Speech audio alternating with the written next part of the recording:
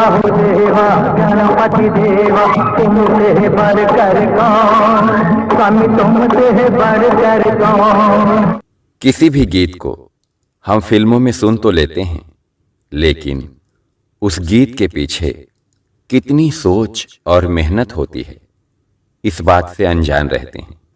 आइए इस गीत के गीतकार रविंदर रावल से इस गीत का बैकग्राउंड जानते हैं, उनके ही चैनल रावल उवाच पर।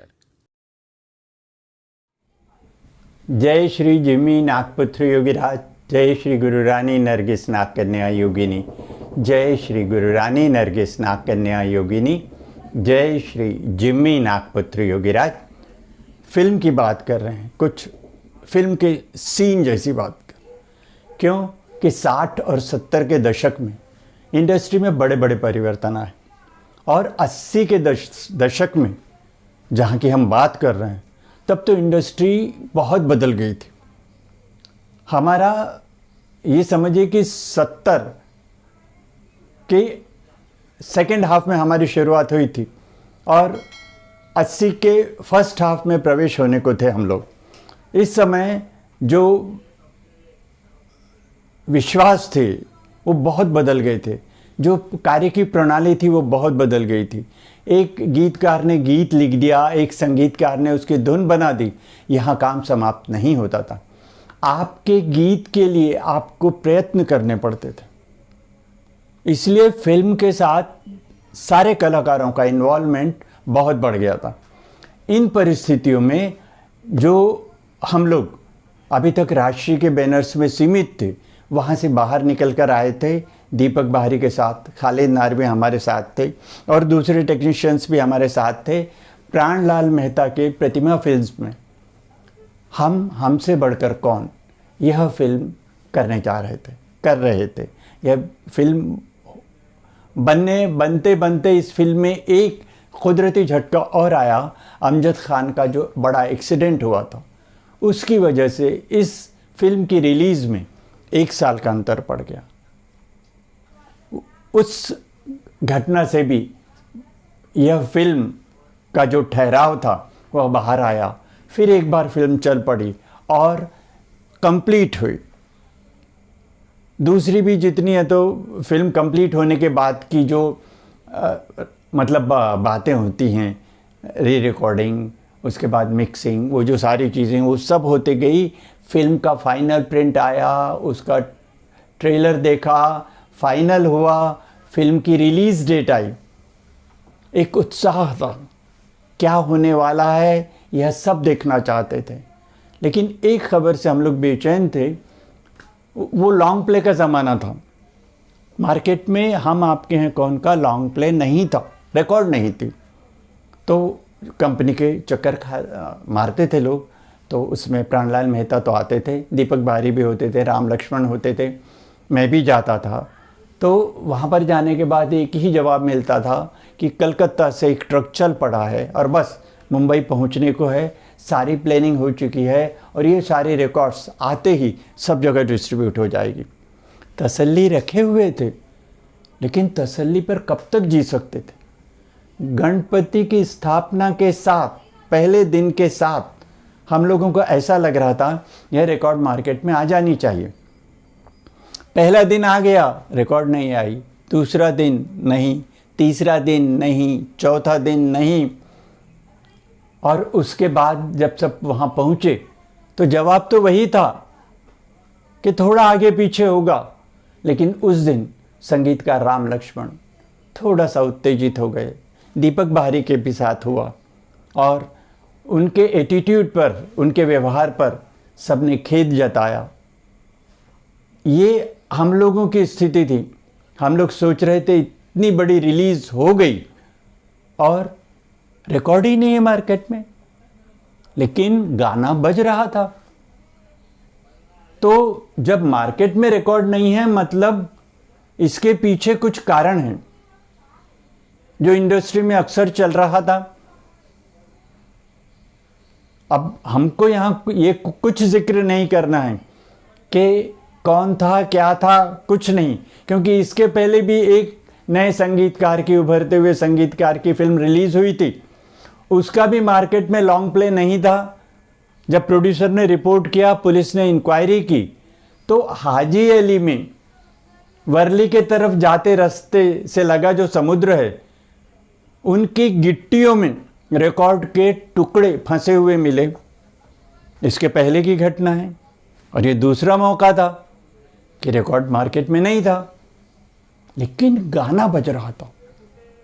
और आज मैं बोल सकता हूँ, उस वक्त तो मैं इतना होश में हो या इतने कॉन्फिडेंस से बोल नहीं सकता था, लेकिन ये अगर किसी की करनी है तो सच में जो गणपति की शक्ति है, और जो हमारी फिल्म का टाइटल था, हमसे बढ़कर कौन, वो साबित हो रहा था।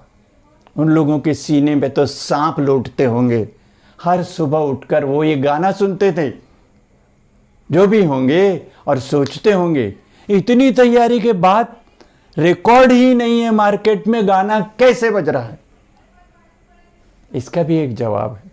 लेकिन गणपति को मैं व्यक्तिगत रूप से सिद्धि विनायक, जिनके प्रति राम लक्ष्मण में बहुत श्रद्धा थी, दीपक बाहरी को भी बहुत श्रद्धा थी, प्राणलाल मेहता जैन होने के बावजूद वे भी मानते थे गणपति की वो शक्ति नज़र आती थी। तो मैं गणपति को प्रणाम करता हूँ, और इसके साथ जुड़ी एक घटना बताता हूँ। जाको राखे साइया मार सके ना कोई, ये तो सबने सुना है। तो साहब, जिस साल में अमजद खान का एक्सीडेंट हुआ था, तब उसकी रिलीज़ की लगभग तैयारियां शुरू कर दी थी, क्योंकि ये छोटा मोटा काम नहीं था। उस समय प्राणलाल मेहता ने, जो भी कंपनी थी म्यूज़िक की, उनसे 2 EP रिकॉर्ड निकलवाए थे। वो EP रिकॉर्ड सीमित थे, लेकिन उसमें देवा हो देवा गणपति देवा तुमसे बढ़कर कौन, इस गाने को ध्यान में रखकर एक में वह गाना था और दूसरे गाने थे एक परिचय के लिए। सीमित रिकॉर्ड थी, लेकिन स्टाफ में लोगों को बांटी गई थी कि आपके आसपास जो गणेश मंडल और हैं उनमें आप देना। सबसे रिक्वेस्ट की गई थी, आप लालच में मत आना, ये रिकॉर्ड अपने पास मत रखना, आप देना, और ख़ासकर गणेश मंडल में देना, व्यक्तिगत आदमी को भी नहीं देना। और वो रिकॉर्ड लेकर हम लोग, जिनके पास मोटरें होंगी वो मोटर में घूमते थे। मैं तो लोकल ट्रेन का मुसाफिर था। मुझे तो आज तक याद आता था कि विले पार्ले से ट्रेन छूटी, और अगर पार्ले बिस्किट की कंपनी जाने के पहले माइक पर आवाज़ सुनाई पड़ती थी, तो मैं अंधेरी से वापस आता था, पार्ला स्टेशन में उतर के पैदल ट्रैक के किनारे किनारे जाता था, और जहाँ गणेश मंडल होता था मैं वहाँ जाके वो रिकॉर्ड देता था। और वह आवाज़ अगर लल्लू भाई पार्क को क्रॉस करने के बाद आती थी, तो अंधेरी से उतर के वापस आता था। ऐसे मुंबई के सारे गणेश मंडल छोड़कर हम लोग अंधेरी, जोगेश्वरी, गोरेगांव, मलाड, कांदीवली, बोरीवली, यहाँ तक हर जगह गए थे।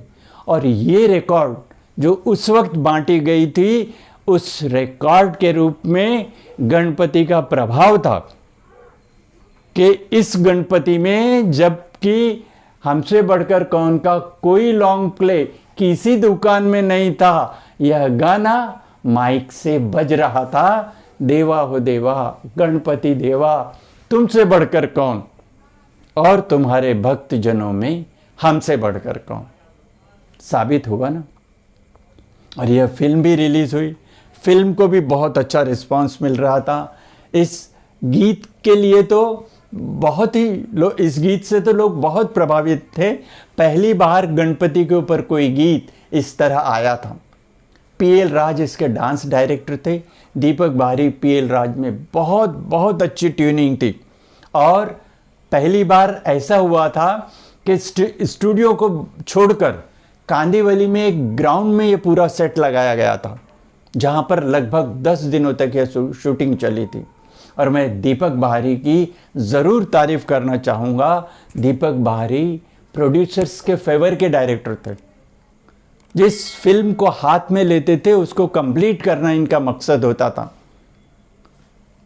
ऐसा भी सुना गया है कि इन 10 दिनों में कोई भी एक दिन ऐसा नहीं था जब अमजद खान, मिथुन चक्रवर्ती, डैनी और विजेंद्र गाडगे, ये चारों आर्टिस्ट कोई भी दिन एक साथ नहीं थे। चारों, ज़्यादा से ज़्यादा 3 होते थे, नहीं तो 2 आर्टिस्ट होते थे।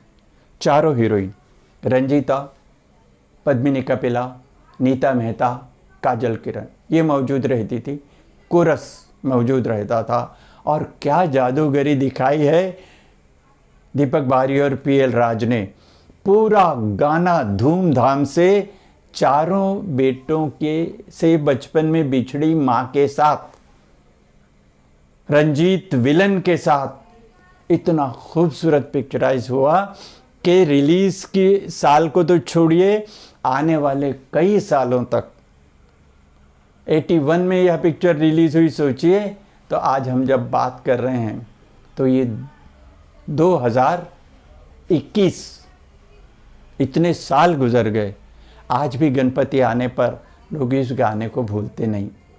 जय श्री गुरु रानी नरगिस नाग कन्या योगिनी, जय श्री जिम्मी नागपुत्र योगीराज, जय श्री जिम्मी नागपुत्र योगीराज, जय श्री गुरु रानी नरगिस नाग कन्या योगिनी।